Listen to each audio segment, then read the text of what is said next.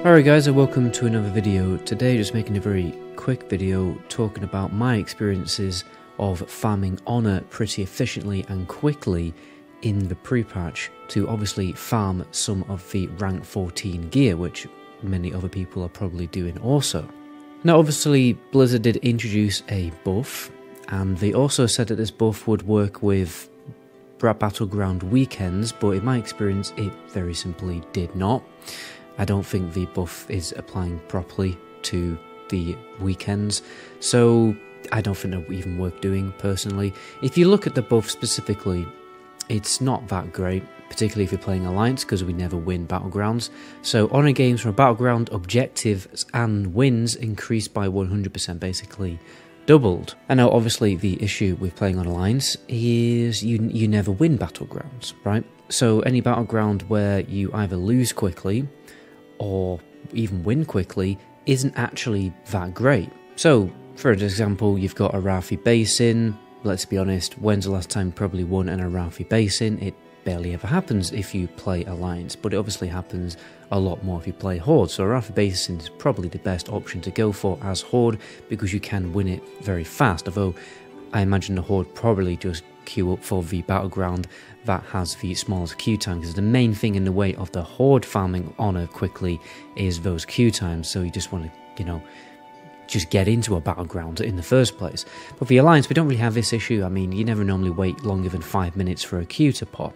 Anyway, with my, experience in testing, the Alteric Valley Battleground is definitely best for farming Honor, okay? But the problem is, everyone's doing it wrong, okay? Because everyone thinks that, okay, let's jump in, let's go right to the end, let's win the Battleground as fast as humanly possible, and that is not the best thing to do, because the buff increases your Honor gain from Battleground objectives and wins by 100%, so just winning very quickly isn't actually the most efficient way to do it. What the most efficient way to do it is to complete Battleground objectives and then win, and then lose, because let's be honest, even in Alteric Valley, the Alliance don't exactly win more than they don't win more than the Horde. So what I've effectively been doing in Alteric Valley is making my own groups. Obviously you can only pre-make a group with 5 people, unfortunately, but you can, cross server Battleground pre-made if you connect to certain Discord servers and everything like that. But what I found to be the best way to get Honor from Alteric Valley is kill Galv, capture both of the towers, wait for them to capture, and then win, and then lose.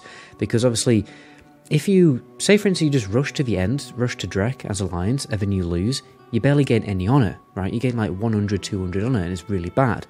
But if you get the towers and the, obviously kill Galv, you normally end up winning a Battleground with a good 600 Honor, even though you lost, and they're normally, shorter than 15 minutes. Well, definitely shorter than 20 minutes, definitely shorter than Arathi Basin games, because sometimes they go on for ages and ages, apart from when you lose very quickly. But when you lose very quickly as Alliance doing Arathi Basin, again, you barely get any Honor. So honestly, I think the best way to do it is to kill Galv, capture both of the towers, and then either win or lose. So what I've been doing is, every time I join a BG, I normally tell people, or at least ask people, let's go Galv and capture towers because it's better for Honor.